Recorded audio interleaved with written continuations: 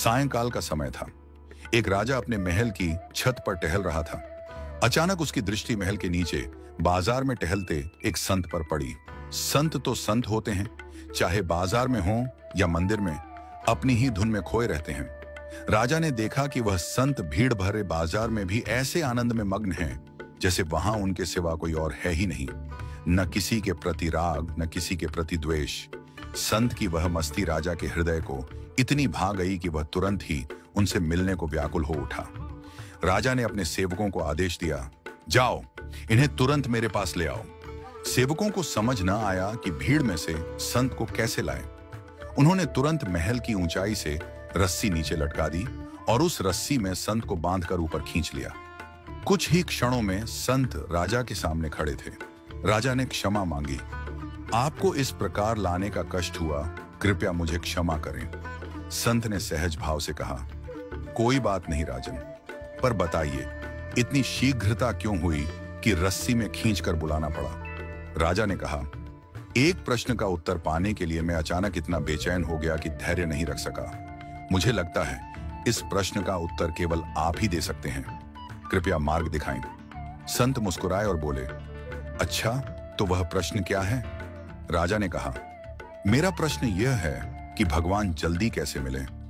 मैं उनसे शीघ्र कैसे मिल सकता हूं? संत बोले, राजन, इस प्रश्न का उत्तर तो तुम्हारे भीतर ही छिपा है।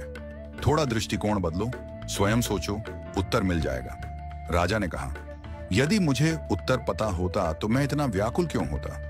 मैं आपसे ही मार्गदर्शन चाहता हूं। राजा की व्याकुलता देखकर संत कुछ देर मौन रहे, फिर बोले, सुनो राजन, यदि मेरे मन में तुमसे मिलने का विचार आता तो क्या होता?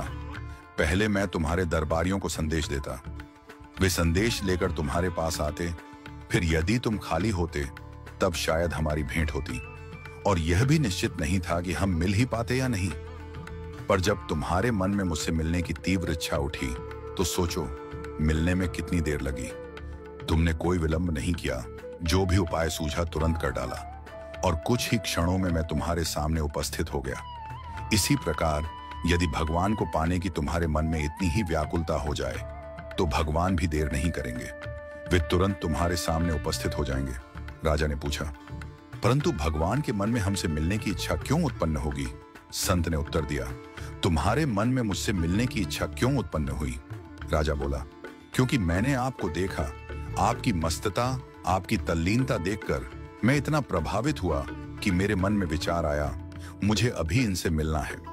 संत ने मुस्कुराकर कहा, यही उपाय है भगवान को पाने का। ऐसे ही तुम अपनी सारी दृष्टि, सारी धुन सिर्फ भगवान पर लगा दो, दुनिया की ओर मत देखो। जब तुम इस अवस्था में पहुंचोगे कि भगवान के बिना रहना कठिन हो जाए, तब भगवान के मन में तुमसे मिलने की इच्छा स्वयं उत्पन्न होगी और वे स्वयं तुम्हारे पास आ जाएंगे। राजन, सच्ची लगन, निष्ठा और एकाग्रता के साथ जब कोई व्यक्ति किसी उद्देश्य में लग जाता है तो उसे प्राप्त करने में सफल हो ही जाता है, चाहे वह उद्देश्य सांसारिक हो या आध्यात्मिक।